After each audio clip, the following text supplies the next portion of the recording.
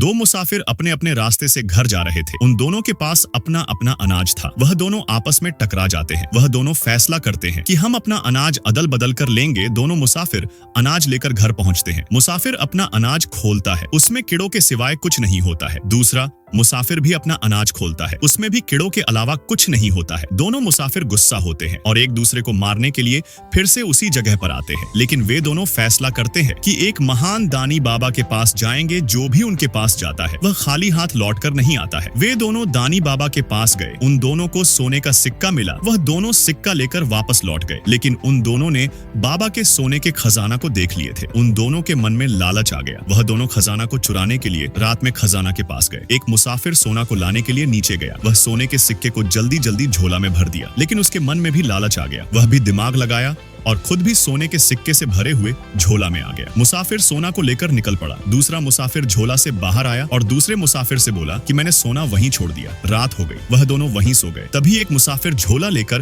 रात के अंधेरे में भाग गया। दूसरा मुसाफिर सोच में पड़ गया। उसके साथ छल हुआ है। वह फैसला करता है कि मैं उसे खोज कर रहूंगा। वह उसे खोज लेता है। दोनों मुसाफिर समझौता कर लेते हैं। वह दोनों फिर से आराम करने लगते हैं।